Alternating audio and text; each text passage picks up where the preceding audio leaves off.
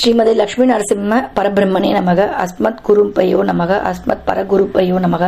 அஸ்மத் சர்வகுருப்பையோ நமக. ஸ்ரீமன் ஆதிவன் சடகோபைதீந்திர மகாதேசிகாய நமக. ஸ்ரீமதே வேதாந்த குரவே நமக. ஸ்ரீமதே ராமானுஜாய நமக. ஸ்ரீமதே பராங்குசாய நமக. ஸ்ரீமன் நாத யமுனாய நமக. ஸ்ரீ ராமஸ்ரீயாயே நமக. ஸ்ரீ புண்டரீகாட்சாய நமக. ஸ்ரீமன் நாதமுனையே நமக. ஸ்ரீமதே சடகோபாய நமக. ஸ்ரீ விஷ்ணு விக்ஷ்ணேஸ்வரனாய நமக. ஸ்ரீயை நமக. ஸ்ரீ நாராயணியை நமக.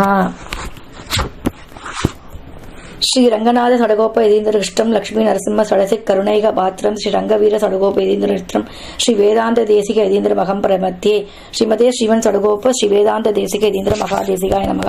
ஸ்ரீமன் மந்திர கடாரி சம்யுக்த சமுதிரகாம் ஸ்ரீமத் வீரராக ஸ்ரீநாத யதீந்திர பாதாரவிந்தா ஸ்ரீம் ஸ்ரீமதே வேதாந்த தேசிக காருண்ய ஸ்ரீராம் பதம் சேவே ரங்க துரிநக சமனம் நாராயணம் யோகிதம் ஸ்ரீமதே ஸ்ரீ லக்ஷ்மி நரசிம்ம திவ்ய பாதுகா சேவக ஸ்ரீமன் சடகோப ஸ்ரீ நாராயண யதீந்திர மகாதேசிகாய நமக. ஸ்ரீ வேதாந்த தேசிக யதீந்திர கடாட்சலப்தம் தைரக குணம் புதகாரண்யம் நாராயண தேதி சுருஜிக்கு பாக்ஷிகந்தம் ஸ்ரீ ரங்கநாத மதிசேகரம் ஆசிரமயாமக. ஸ்ரீமதே ஸ்ரீமன் சடகோப ஸ்ரீ ரங்கநாத யதீந்திர மகாதேசிகாய நமக.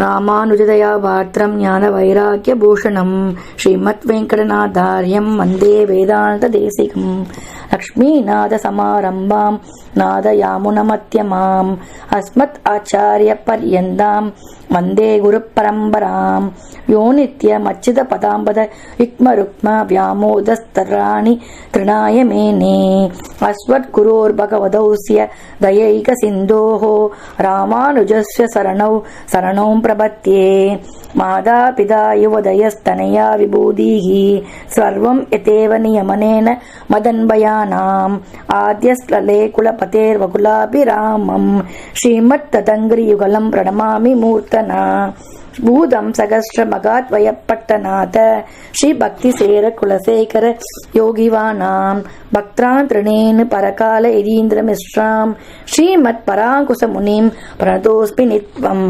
குருமுகமனதீஸ்த்யத்த பிராணவேதான் அசேஷாம் நரபதி பரிக்ளிப்தம் சுல்கம் ஆது காமஹா ஸ்வசர அமர வந்தியம் ரங்கநாதஸ்ய சேத்தே துஜ குலதிலகம் தம் விஷ்ணு சித்தம் நமாமி.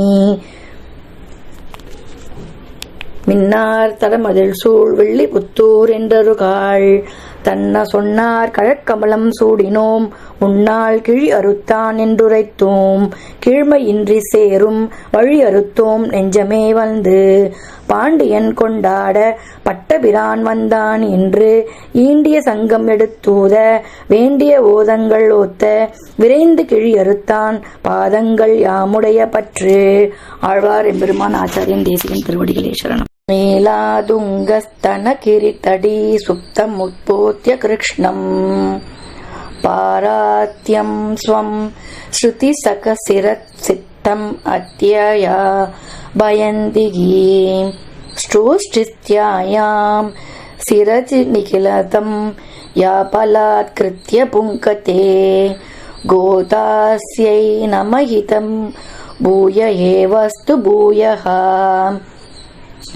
அன்னவயல் புதுவை ஆண்டாள் அரங்கற்கு பண்ணு திருப்பாவை பல்பதியம் இன்னிசையால் பாடிக் கொடுத்தாள் நற்பாமாலை பூமாலை சூடிக் கொடுத்தாலை சொல்லு சூடிக் கொடுத்த சுடர்கொடியே தொல்பாவை பாடி அருளவல்ல பல்வளையாய் நாடினி வேங்கடவர்க்கு என்ன விதி என்ற இம்மாற்றம் நான் கடவா வண்ணமே நல்கு. தொடர்ந்து தனுர் மாசத்துல திருப்பாவைக்கு எளிய பொருள் விளக்கம் லௌகிக்க ரீதியா பார்த்துட்டு வந்துட்டு இருக்கோம். இன்னைக்கு நம்ம 25வது பாசுரத்துலயும் கண்ணனையே தான் எழுப்புறோம். எதுக்காக நம்ம கண்ணனையே எழுப்புறோம்? இந்த மாதிரி 5 பாசுரமா அவ கண்ணனை எழுப்புறான்னு நம்ம திருப்பி திருப்பி சொல்றது அதுதான். அஜ்ஞானம் அப்படின்றத போக்கி மெய்ஞானம் அப்படின்ற அந்த அறிவு வரணும். எப்படி கபட நாடகம் ஆடிண்டு இவன் எல்லாம் தெரியும், இவ வந்திருக்கா இப்படி எல்லாம் பேசுறா எல்லாம் தெரிஞ்சிருந்து கூட ஐச்சாட்டியமா படுத்துண்டு வேடிக்கை காட்டிண்டு வெறுப்பேத்திண்டு இப்படிலாம் இருக்கான் இல்லையா? இந்த மாதிரியான குணநலன்கள் நம்ம கிட்ட இருக்கக்கூடாது அப்படின்றத காட்டுறதுக்காக தான் 5 பாசுரமா கண்ணனை எழுப்புற மாதிரி இந்த நாடகத்தை நிகழ்த்தி நமக்கு காட்டின்னு இருக்கா. திருப்பாவையை 10 பாசுரமா அனுபவிக்கலாம், 5 பாசுரமா அனுபவிக்கலாம். அதாவது ஒரு நாடகமா, அதனால இயல் இசை நாடகம் சொன்னோம், ஒரு நாடகமா இதை வந்து நடித்து காட்டணும் அப்படின்னா 5 பாசுரமா நாடகமா வந்து நம்ம வந்து பிரிச்சு காட்சிகளை வந்து தொகுத்து ஒரு நடத்தி பார்க்கலாம். இந்த 5 பாசுரத்திலையும் 5 காட்சிகளையும் நமக்கு வந்து தெரிய வைக்கிறது என்ன அப்படின்னா, மனிதனாக மனித நேயத்தோடு 6ஆம் அறிவுன்ற பகுத்தறிவோடு அந்த விஸ்டம் நாலேஜ் கெயின் பண்றதுக்கான விஷயங்கள் என்னென்னவோ அதெல்லாம் தான் பண்ணணும், அதெல்லாம் பண்ணணும் அப்படின்றதுக்காக தான் இந்த மாதிரி கபட நாடகம். இந்த மாதிரி கபட நாடகம் ஆடிக்கொண்டு இந்த மாதிரியான அழிச்சாட்டியங்களை பண்ணிக்கொண்டு அட்டூழியங்களை பண்ணிக்கொண்டு வேதம் சொல்லுவதை மட்டுமே செஞ்சுட்டு இருக்கணும், அதற்கு எதிரான விஷயங்களை செய்து கொண்டு நாமளும் வாழாமல் மற்றவர்களையும் வாழ விடாமல் நெருக்கடிகளை ஏற்படுத்தி கொண்டு இந்த மாதிரியான வாழ்க்கை வாழக்கூடாது அப்படின்றத அறிவுறுத்துவதற்காக தான் இந்த 5 பாசுரமா நம்ம கண்ணனை எழுப்புற மாதிரி அவ வந்து நாடகம் நடத்தி காட்டுகின்றாள். புரியறதா? இன்னைக்கு 25வது பாசுரத்துல வந்து என்ன சொல்றா அப்படின்னா, உன்னை பிரிந்து யான் படும் துயரம், நீ இல்லாம நாங்க எல்லாரும் வந்து கஷ்டப்பட்டு இருக்கோம். நீ வந்து சின்ன வயசுல எங்க பிறந்த தெரியுமா? சிறையில தான் பிறந்த. யாருக்கு பிறந்த தெரியுமா? தேவகியோட மகளாக பிறந்த. ஆனா யசோதாவோட மகளா நீ வந்து வளர்ந்துட்டு இருக்க அப்படின்னு ஆண்டாலும் அவளோட தோழிகளும் வந்து அவனுக்கு வந்து நினைவு கூர்றா. இங்க அதான் ஒருத்தி மகனாய் பிறந்து ஓர் இரவில் ஒருத்தி மகனாய் ஒளித்து வளர தரிக்கிலால் ஆகி தான் தீங்கு நினைத்த கருத்து பிழைப்பித்து கஞ்சன் வயிற்றில் நெருப்பென்ற நின்று நெடுமாலே உன்னை அறிந்தரித்து வந்தோம் பறை தருகியாகில் திருத்தக்க செல்வமும் சேவகமும் யாம் பாடி வருத்தமும் தீர்ந்து மகிழ்ந்தேலோ ரெம்பாவாய் அப்படின்னு வந்து சொல்ற. ஒப்பற்ற தேவகி மகனாக அவதரித்து அந்த ஒப்பற்ற இரவிலேயே ஒப்பற்ற யசோதையின் மகனாக ஒளிந்திருந்து வளருவதை பொறுக்காத கம்சனின் வயிற்றச்சலை வீணாக்கி தீங்கு நினைத்த அவன் வயிற்றில் நெருப்பு போல எரிச்சலை ஏற்படுத்தி நின்று கட்டுக்கடங்காத அன்புடையவனே, உன்னிடம் யாசித்து உன்னையே வேண்டி விரும்பி வந்துள்ளோம்.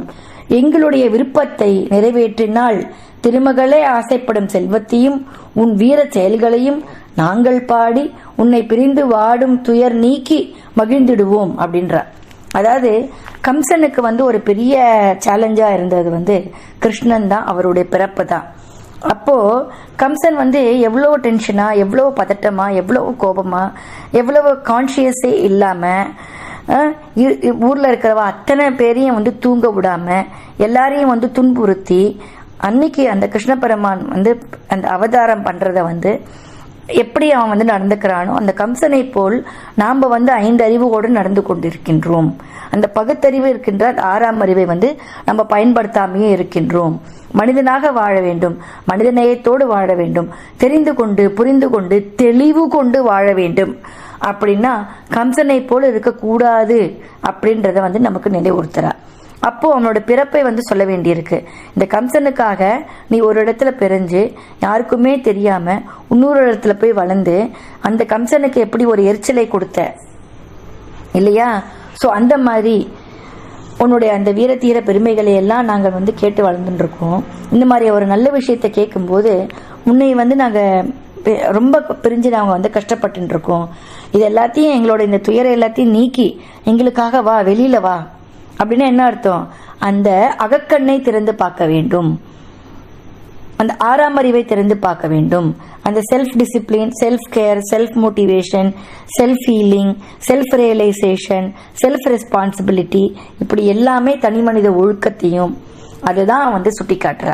ஒரு மனிதனும் தனி மனித ஒழுக்கத்தோடு நடந்து கொண்டோமே என்றால் சமுதாயம் அப்படின்னு சொல்லக்கூடிய இந்த சமூகம் வந்து ரொம்ப நன்னா இருக்கும். ஒரு கம்யூனிட்டியும் நன்னா இருக்கும், இந்த சமுதாயமே ரொம்ப நன்னா இருக்கும். அதனால மனிதன் மனிதனாக வாழ வேண்டும் அப்படின்றதுதான் இந்த பாசுரத்துல திருப்பியும் ரொம்ப தெளிவா ஆணித்தரமா வந்து சொல்ற. ஓர் அப்படின்னா ஒப்பற்ற அப்படின்னு அர்த்தம். தரிக்கிலான் அப்படின்னா தாங்கிக் கொள்ள இயலாத. கஞ்சன் அப்படின்னா கம்சன் அப்படின்னு அர்த்தம். அருந்தரித்து அப்படின்னா மகிழ்ந்து அப்படின்னு வந்து அர்த்தம். ஸ்ரீராம ஒரு விதத்துல ஒரு விஷயத்த வந்து கேட்டுன்னு வரும்.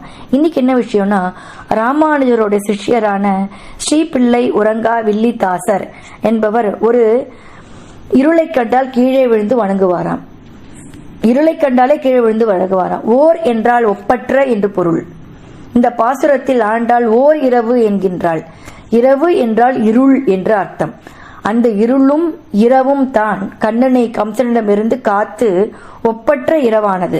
அதனால்தான் இருள் கூடிய இரவை ஸ்ரீ பிள்ளை உறங்கா வில்லி தாசர் விழுந்து வணங்குகின்றார். பாருங்க எவ்வளவு ஒரு நயமான விஷயம் அப்படின்னா, அந்த இருளை கூட பெருமாளுக்கு எவ்வளவு அந்த அந்த அந்த இருள் அப்படின்னு சொல்லக்கூடிய அந்த அடர்ந்த இருள் அப்படின்னு சொல்லக்கூடியது கூட பெருமாளோட பிறப்பிற்கு எவ்வளவு உபகாரமா இருக்கு. அதனால ஏற்றத்தாழ்வுகள் இல்லை, பாகுபாடுகள் இல்லை அப்படின்றத ரொம்ப அழகா இந்த பாசுரத்தின் மூலியமா நம்ம புரிஞ்சுக்கவும் செய்யலாம். நம்ம ஆப்போசிட் சொல்றோம், வெள்ளைன்னா கருப்பு, இரவுன்னா பகல், இந்த மாதிரி பல எதிர்மறைவான விஷயங்களை நம்ம சொல்லிட்டு இருக்கோம். ஆனா அந்த இருளை கூட வசதியா சொல்லலாம். அப்படின்னு என்ன அர்த்தம்? எல்லா இடத்துலயுமே பாசிட்டிவிட்டி தான் பார்க்கணும், அந்த நெகட்டிவ் விஷயம்ன்றதே ஒண்ணு இல்லாமையே நம்ம வாழ்க்கையில இருக்கணும் அப்படின்றதான் திருப்பி எம்பத்தைஸ் பண்ற. So live with positive attitude, look up everything with positive attitude, put yourself into other shoes அப்படின்னா நம்ம நிறைய சொல்றோம். பட் திருப்பாவையில இத்தனை தடவை ரசிச்சாலும் ஒரு வருஷமும் நீங்க படிக்கும் போதும் ஒரு அமிர்தமான பொருட்கள் நமக்கு கிடைக்கும் அப்படின்றத சொல்லி இந்த 25வது பாசுரத்தை நிறைவுபடுகிறேன். உங்களிடமிருந்து விடைபெறுவது உங்கள் தேவி சேஷாத்ரி. ஆழ்வார் எம்பெருமான் தேசிகன் திருவடிகளே சரணம்.